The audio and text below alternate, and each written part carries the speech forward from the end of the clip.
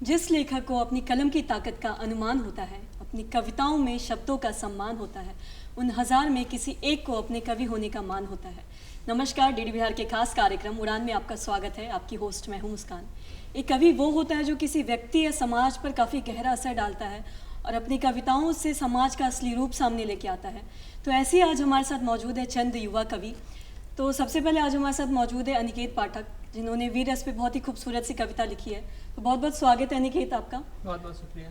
अनिकेत, सबसे पहले तो मैं आपसे ये जानना चाहूँगी कि हालांकि आज के युवा मोहब्बत पर कविता ज़्यादा लिखते हैं, तो आपने वीर रस पे ही लिखने का क्यों सोचा? जैसा कि आप पूछ रही हैं कि मोहब्बत पर लिखते हैं लोग, लेकिन वीर रस पर मैंने क्यों चुना लिखना, ऐसी बात नहीं। मैं लिखता हूँ, हर क्षेत्र में लिखता हूँ, लेकिन वीर रस को मैंने अपने लिस्ट में सबसे ऊपर इसलिए रखा है क्योंकि हमारी परंपरा का हिस्सा रही है ये कि शस्त्र सुसज्जित सेना से था भरा कुरुक्षेत्र मैदान, एक से बड़े एक वीर, वीर सारे ही बलवान, शंखनाद से पहले गूंजा एक वीर का स्वर, जिसके रथ के सारथी थे स्वयं गिरधर, कहा अर्जुन ने रणभूमि को दूंगा धर्म सुधा से सींच, रथ को लेकर चलिए माधव कुरुक्षेत्र के बीच। रथ को लेकर चलिए माधव कुरुक्षेत्र के बीच, एक और खड़े पितामह लेकर श्वेत पताका, कोई नहीं था वीर जो कर दे बाल भी उनका बाका, साथ ही उनके थे खड़े धनुर्धारी गुरद्रोण, जिनके बाणों का नहीं था किसी के पास तोड़, तो अर्जुन ने परिवार देखकर त्याग दिए सब शस्त्र, लहू रंजित न कर पाऊंगा मैं अपनों के वस्त्र, अपनों के विरुद्ध नहीं गरजेगा गांडीव, कैसे कोई महल टिकेगा अगर न होवे नींव। कैसे कोई महल टिकेगा अगर न होवे नींव। जब इस तरह से देखे भगवान उनको, उसके बाद कैसे समझा रहे हैं कि कर्तव्यों से विमुख होकर कोई मनुष्य नहीं जीता, करो समाहित पार्थ स्वयं में आज पुण्य गीता, अरे अधर्म बढ़ा तो मैंने भी शस्त्र को थामा, जिसका मैंने वध किया वो था मेरा मामा, 100 पापों को करके भी बचा रहा शिशुपाल, और जब सीमा लांघी तो आया उसका काल, अरे आज जो शस्त्र त्यागा तो किस वीरता पर इठलाओगे, अरे आज जो शस्त्र त्यागा तो किस वीरता पर इठलाओगे, गुरु के ज्ञान माँ के दूध की लाज नहीं रख पाओगे, गुरु के ज्ञान माँ के दूध की लाज नहीं रख पाओगे, क्या भूल गए हो पार्थ लाक्षागृह की आग को, या हस्तिनापुर के बदले मिले उस छोटे से भाग को, क्या भूल गए हो शकुनी का किया हर छल, अरे न्याय नहीं जो कर सके तो किस काम का तेरा बल, क्या भूल गए हो अपमान द्रौपदी का पार्थ, उखाड़ फेंको चिर पर बढ़ने वाले हाथ, उखाड़ फेंको चिर पर बढ़ने वाले हाथ, अरे आज जो शस्त्र त्यागा तो जीवन भर पछताओगे, तुम ही बताओ द्रौपदी को कैसे मुंह दिखलाओगे, अरे आज जो शस्त्र त्यागा तो जीवन भर पछताओगे, तुम ही बताओ द्रौपदी को कैसे मुंह दिखलाओगे, तेज कितना भी भागो बच नहीं पाओगे, इतिहासों के पन्नों में कायरता को दर्शाओगे, इतिहासों के पन्नों में कायरता को दर्शाओगे, तो ना हो अधीर धर धीर वीर, वीरता अपनी दिखा दो पार्थ, करबद्ध धर्म है सम्मुख तेरे, न्याय इसको दिला दो पार्थ, धरा धरना धनुष उठाकर बाण इस पे चढ़ा दो पार्थ, शंखनाद कर जोरों से रणचंडी को जगा दो पार्थ, शंखनाद कर जोरों से रणचंडी को जगा दो पार्थ। शुक्रिया आपका। इसी के साथ आज हमारे साथ मौजूद है दीपशिका, जिन्होंने औरतों के साथ होने वाली मुश्किलों के बारे में बहुत खूबसूरत सी कविता लिखी है। तो बहुत बहुत स्वागत है दीपशिका आपका। धन्यवाद। दीपशिका, सबसे पहले तो मैं आपसे ये जानना चाहूँगी कि किसी को पहचान दिलाने में इंटरनेट एक बहुत बड़ा माध्यम है जी, तो इस पर आप क्या कुछ कहना चाहेंगी? जी देखा जाए तो अभी जो वक्त चल रहा है इसमें वाकई इंटरनेट से पहचान मिलती है जी। पर पहचान के लिए सिर्फ इंटरनेट नहीं, अपने अंदर कला होना ज़रूरी है। जी, तो क्या कुछ आप कविता सुनाना चाहेंगे आप? हाँ जी, हाँ मैंने लड़कियों के लिए लिखी थी। जी, जी। गज़ल है कि जाने किस आंगन में होंगी मुस्कुराती लड़कियाँ, जाने किस आंगन में होंगी मुस्कुराती लड़कियाँ, चांद तारों सी चमकती झिलमिलाती लड़कियाँ, चूड़ियाँ पायल पहनकर घर को छनकाती हुई, चूड़ियाँ पायल पहनकर घर को छनकाती हुई, हर खुशी में हर शगुन में घर सजाती लड़कियाँ, हर सुबह को चिड़ियों के संग रोज़ ही जगती हुई, हर सुबह को चिड़ियों के संग रोज़ ही जगती हुई, शाम को दीपक से चौखट जगमगाती लड़कियाँ, ओढ़नी में 10 तरह की ख्वाहिशें बांधी हुई, ओढ़नी में 10 तरह की ख्वाहिशें बांधी हुई, बाप की आँखों से हालत भांप जाती लड़कियाँ, सर से लेके पाँव तक सब इश्क में डूबी हुई, सर से लेके पाँव तक सब इश्क में डूबी हुई, आशिकी में आशिकों से चोट खाती लड़कियाँ। क्या बात है, क्या बात है, बहुत खूब।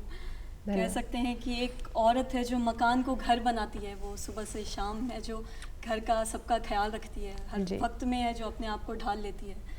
तो मैं आपसे ये जानना चाहूँगी कि आपने जो पुरुषों पे भी कुछ लिखा है उनके साथ जी होने जी वाली बिल्कुल चीज़ों के बिल्कुल साथ। बिल्कुल लिखा तो है। मैं वो भी सुनना चाहूँगी। जी हाँ, वो कुछ ऐसा है कि यहाँ से वहाँ घूमते बेचैन लड़के दरअसल रोने और चीखने की जगह तलाश रहे होते हैं। आखिरी बार माँ को रोते हुए जो कचोट कर रह गए मगर पोंछ न सके उनके आंसू। आखिरी बार माँ को रोते हुए देखकर जो कचोट कर रह गए मगर पोंछ न सके उनके आंसू। वक्त वे वक्त मौजूद रहे हर ज़रूरत पर मगर कभी प्रेमिकाओं को गले लगाकर न जता सके प्रेम। हर मुश्किल में खड़े रहे बहनों के पीछे मगर कभी माथे पर हाथ फेर कर ये कह नहीं सके कि कितनी फिक्र रहती है उनकी।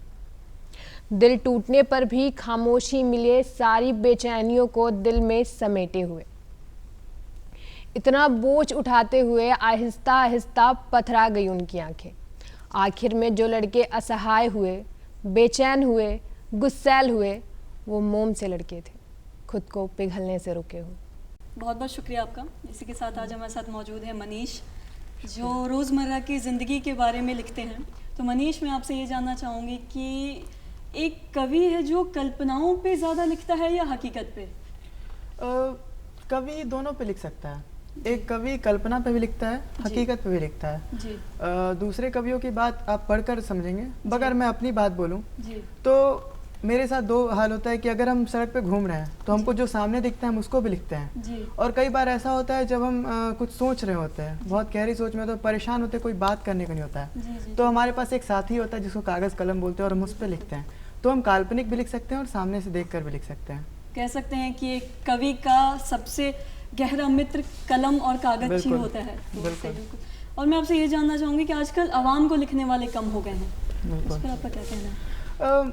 आवाम को लिखने वाले कम इसलिए हो गए क्योंकि आजकल यूथ को देखिएगा हमारे बीच, तो वो लोग लिखना तब शुरू करते हैं जब दिल टूटता है। या फिर प्यार मोहब्बत। सर हर कोई लिखता जी, है, बिल्कुल। हमने भी लिखा, हम भी लिखते तो हैं, आपका भी मगर दिल टूटा है क्या? ये हर किसी के साथ होता है आज के ज़माने में। मगर बात ये है कि हम जब लिखना शुरू किए जी। तो हम भी उसी लहजे से लिखना शुरू किए थे, मगर बाद में हम पढ़ना शुरू किए। जी और अब जब पढ़ने के बाद हम आगे लिखते हैं तो हमको अब समाज पे लिखना ज़्यादा बेहतर लगता है। जी। अपने आसपास की सच्चाइयों को लिखना ज़्यादा बेहतर लगता है। जो सामने देखते हैं उसको कागज़ पे उतारने की कोशिश करते हैं, उसको लोगों को बताने की कोशिश करते हैं।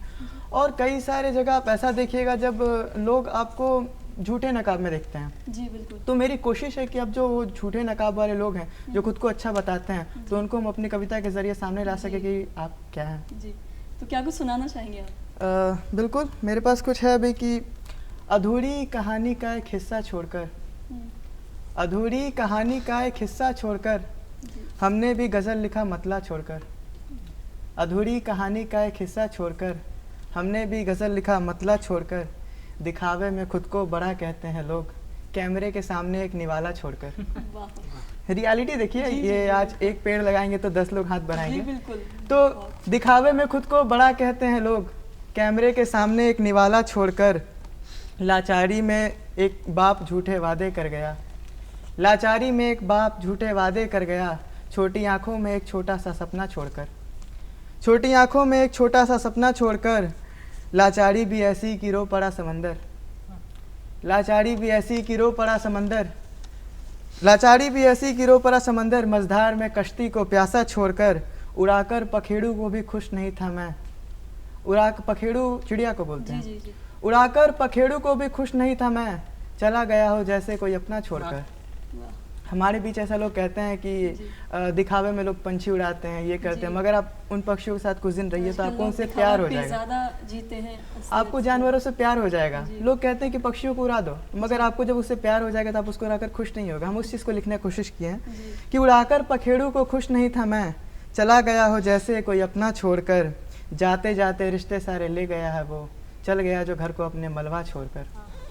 वो लोग जो अपने घर को छोड़कर चले जाते हैं, ज़िंदगी को अलग बिताने, आजकल हमारे यूथ में बहुत हो रहा है जी, कि वो जी, पेरेंट्स को छोड़कर चले जाते जी। हैं, तो उनका घर एक खंडर से बढ़कर कुछ नहीं रह जाता है। ये लोगों को समझने की कुछ ज़रूरत है, उनको अपने पेरेंट्स के साथ लोगों से ही रहने की। घर बनता है, जब लोग ही बिल्कुल। नहीं तो घर कैसा? वो तो फिर एक मकान कहलाएगा। वो सिर्फ एक मकान रहता है, सिर्फ एक खंडर बच जाता है। जी और लोगों को अपनी जिम्मेदारी समझने की ज़रूरत है कि अगर माँ बाप ने उनको पाला है तो आगे चलकर उनको माँ बाप का सहारा बनना पड़ता है। क्योंकि अगर वो नहीं संभालेंगे तो उनको भी आगे जाके फिर कोई नहीं संभालेगा। कोई नहीं संभालेगा, क्योंकि बच्चे वही सीखते हैं जो देखते हैं। बिल्कुल। मैं आपसे ये जानना चाहूँगी, आने वाले समय में आप खुद को कहाँ देखते हैं? हालांकि आज के जो युवा कवि हैं वो संगीतकार बनकर जो बॉलीवुड में चले जाते हैं, तो आपका क्या है?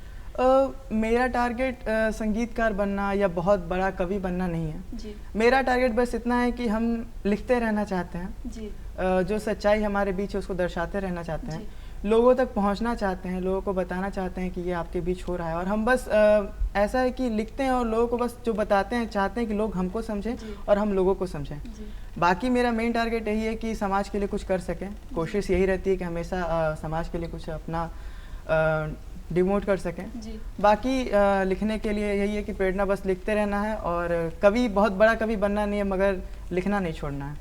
जी, अपनी दिल की बात लोगों के दिल तक पहुंचाना यही एक बहुत बड़ी बात होती है। लिखते कवि रहना की। है हमको बस। और आप हमारी रोज़मर्रा की ज़िंदगी के बारे में लिख रहे हैं तो वो आप में एक बहुत बड़ी खूबी है कि आप ये सब लिख रहे हैं। तो आप और कुछ सुनाना चाहेंगे?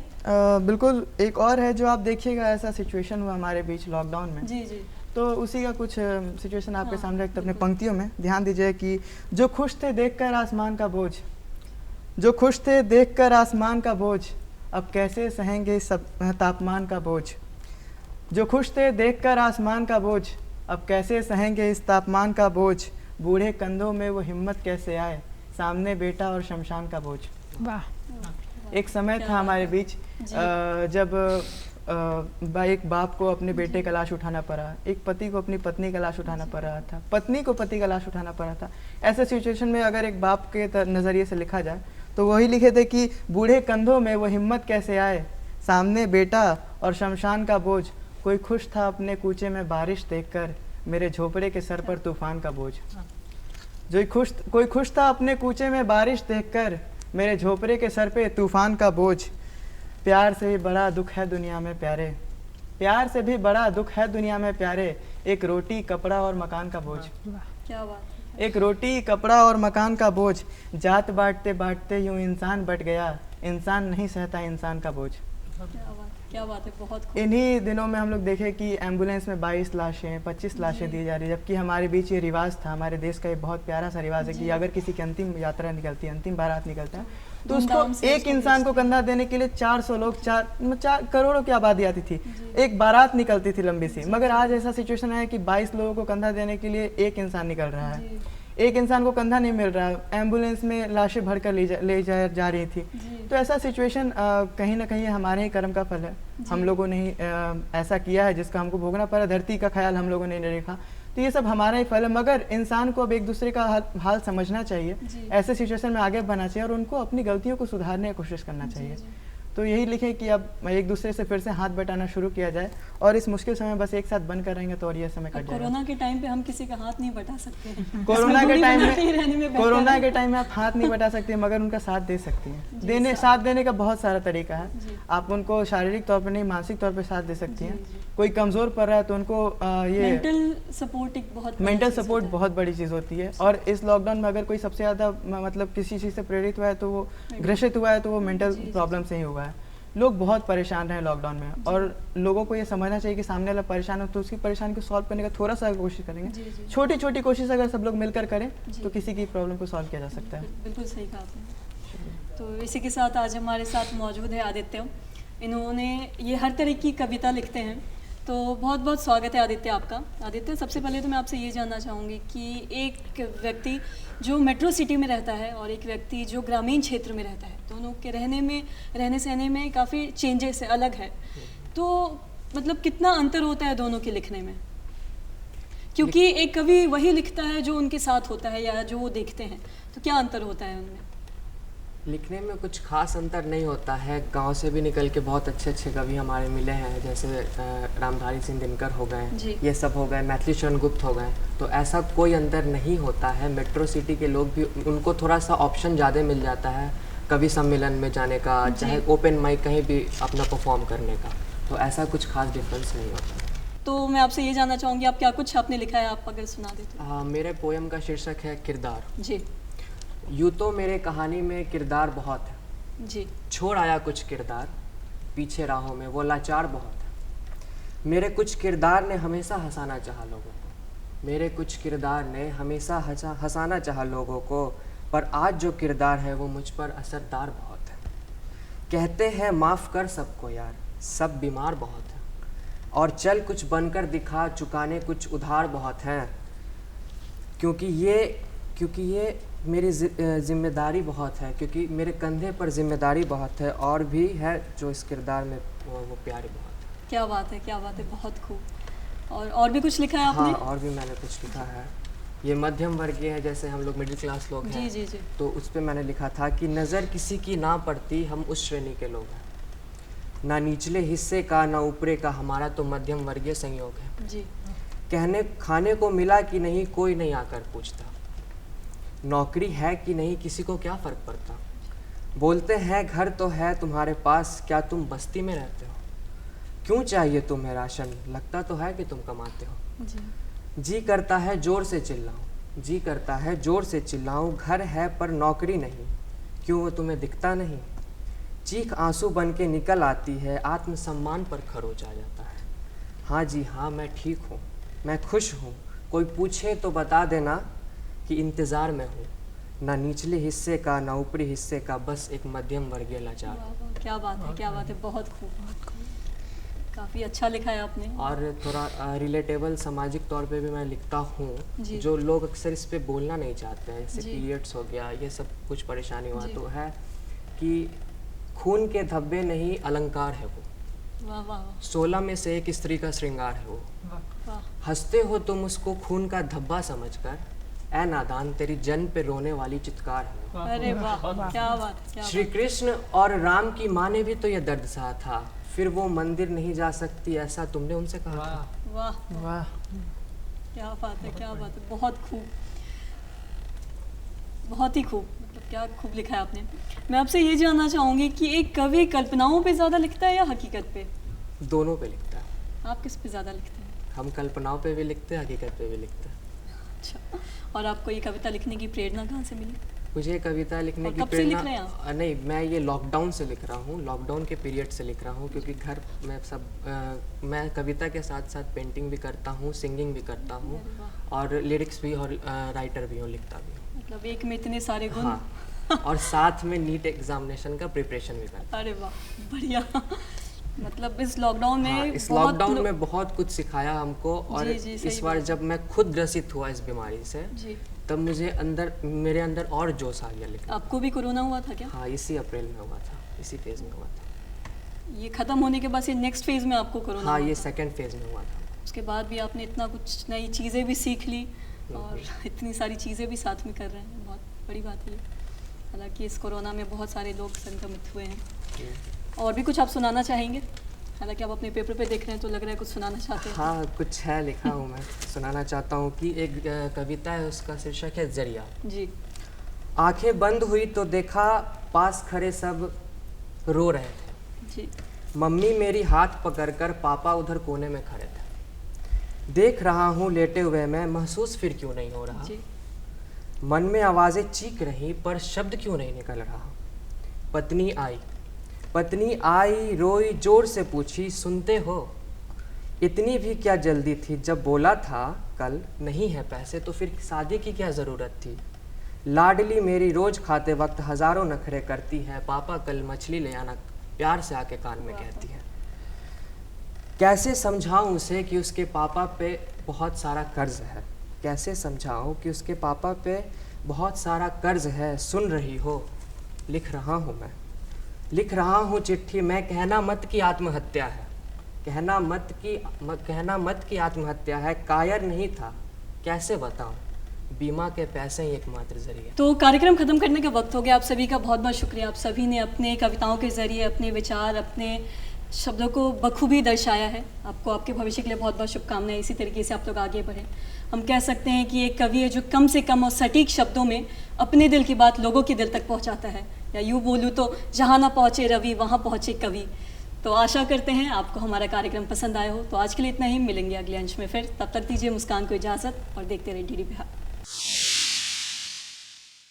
नमस्कार, रोजगार समाचार में आपका स्वागत है। रोजगार के इस अंश में मैं ज्योत्सना उपस्थित हूं इस सप्ताह की रोजगार से जुड़ी विशेष जानकारियों के साथ। संघ लोक सेवा आयोग ने असिस्टेंट इंजीनियर इलेक्ट्रिकल के पद पर भर्ती के लिए आवेदन आमंत्रित किए हैं। पदों की संख्या है 2, उम्र सीमा है 30 वर्ष अधिकतम। आवेदन करने की योग्यता है इलेक्ट्रिकल या इलेक्ट्रॉनिक्स इंजीनियरिंग डिग्री। आवेदन करने की अंतिम तिथि है 14 अक्टूबर 2021। अधिक जानकारी आप इसके वेब पोर्टल upsc.gov.in पर प्राप्त कर सकते हैं। संघ लोक सेवा आयोग ने असिस्टेंट इंजीनियर मैकेनिकल के पद पर भर्ती के लिए आवेदन आमंत्रित किए हैं। पदों की संख्या है 3, उम्र सीमा है अधिकतम 30 वर्ष। आवेदन करने की योग्यता है मैकेनिकल इंजीनियरिंग की डिग्री। आवेदन करने की अंतिम तिथि है 14 अक्टूबर 2021। अधिक जानकारी आप इसके आधिकारिक वेबसाइट upsc.gov.in पर प्राप्त कर सकते हैं। संघ लोक सेवा आयोग ने सिविल हाइड्रोग्राफिक ऑफिसर के पद पर भर्ती के लिए आवेदन आमंत्रित किए हैं। पदों की संख्या है 2, उम्र सीमा है अधिकतम 30 वर्ष। आवेदन करने की योग्यता है engineering degree civil computer science या इंफॉर्मेशन टेक्नोलॉजी में या masters degree mathematics geography geophysics computer applications computer science या इंफॉर्मेशन टेक्नोलॉजी में। आवेदन करने की अंतिम तिथि है 14 अक्टूबर 2021। अधिक जानकारी आप upsc.gov.in पर प्राप्त कर सकते हैं। संघ लोक सेवा आयोग ने जूनियर टेक्निकल ऑफिसर के पद पर भर्ती के लिए आवेदन आमंत्रित किए हैं। पदों की संख्या है 9, उम्र सीमा है अधिकतम 35 वर्ष। आवेदन करने की योग्यता है bachelors degree in mechanical electronics and communication marine और नेवल आर्किटेक्चर या इंडस्ट्रियल इंजीनियरिंग। आवेदन करने की अंतिम तिथि है 14 अक्टूबर 2021। अधिक जानकारी आप इसके वेब पोर्टल upsc.gov.in पर प्राप्त कर सकते हैं। संघ लोक सेवा आयोग ने प्रिंसिपल सिविल हाइड्रोग्राफिक ऑफिसर के पद पर भर्ती के लिए आवेदन आमंत्रित किए हैं। पदों की संख्या है 1, उम्र सीमा है अधिकतम 35 वर्ष। आवेदन करने की योग्यता है सिविल कंप्यूटर साइंस या इंफॉर्मेशन टेक्नोलॉजी में इंजीनियरिंग की डिग्री या masters degree in maths geography geophysics computer applications computer science या इंफॉर्मेशन टेक्नोलॉजी या फिर institution of surveyor's in sub division 1B hydrographic surveying के फाइनल एग्जामिनेशंस में क्वालिफाइड होना। आवेदन करने की अंतिम तिथि है 14 अक्टूबर 2021। अधिक जानकारी आप इसके आधिकारिक वेबसाइट upsc.gov.in पर प्राप्त कर सकते हैं। संघ लोक सेवा आयोग ने असिस्टेंट इंजीनियर ग्रेड 1 के पद पर भर्ती के लिए आवेदन आमंत्रित किए हैं। पदों की संख्या है 7, उम्र सीमा है अधिकतम 30 वर्ष। आवेदन करने की योग्यता है engineering degree in mining mechanical या ड्रिलिंग या फिर AMIE या BE डिग्री। आवेदन करने की अंतिम तिथि है 14 अक्टूबर 2021। अधिक जानकारी आप इसके वेब पोर्टल upsc.gov.in पर प्राप्त कर सकते हैं। संघ लोक सेवा आयोग ने असिस्टेंट सर्वेइंग ऑफिसर के पद पर भर्ती के लिए आवेदन आमंत्रित किए हैं। पदों की संख्या है 4, उम्र सीमा है अधिकतम 30 वर्ष। आवेदन करने की योग्यता है BE AMIE BTech in civil या माइनिंग इंजीनियरिंग की डिग्री। आवेदन करने की अंतिम तिथि है 14 अक्टूबर 2021। अधिक जानकारी आप इसके वेब पोर्टल upsc.gov.in पर प्राप्त कर सकते हैं। संघ लोक सेवा आयोग ने स्टोर्स ऑफिसर के पद पर भर्ती के लिए आवेदन आमंत्रित किए हैं। पदों की संख्या है 1, उम्र सीमा है अधिकतम 30 वर्ष। आवेदन करने की योग्यता है इंजीनियरिंग डिग्री या डिग्री इन साइंस। आवेदन करने की अंतिम तिथि है 14 अक्टूबर 2021। अधिक जानकारी आप इसके आधिकारिक वेबसाइट upsc.gov.in पर प्राप्त कर सकते हैं। संघ लोक सेवा आयोग ने assistant director grade 2 economic investigation के पद पर भर्ती के लिए आवेदन आमंत्रित किए हैं। पदों की संख्या है 30, उम्र सीमा है अधिकतम 30 वर्ष। आवेदन करने की योग्यता है मास्टर्स डिग्री इन इकोनॉमिक्स। आवेदन करने की अंतिम तिथि है 14 अक्टूबर 2021। अधिक जानकारी आप इसके आधिकारिक वेबसाइट upsc.gov.in पर प्राप्त कर सकते हैं। स्टेट बैंक ऑफ इंडिया ने मैनेजर और डिप्यूटी मैनेजर के पदों पर भर्ती के लिए आवेदन आमंत्रित किए हैं। पदों की संख्या है मैनेजर के लिए 12 पद और डिप्यूटी मैनेजर के 26 पद। उम्र सीमा है मैनेजर के लिए अधिकतम 40 वर्ष और डिप्यूटी मैनेजर के लिए अधिकतम 35 वर्ष। आवेदन करने की योग्यता है MBA या PGDM। आवेदन करने की अंतिम तिथि है 18 अक्टूबर 2021। अधिक जानकारी आप इसके वेब पोर्टल sbi.co.in पर प्राप्त कर सकते हैं। इसी के साथ मैं ज्योत्सना आपसे इजाज़त लेती हूँ। फिर मुलाकात होगी अगले अंश में। तब तक के लिए देखते रहिए DD बिहार।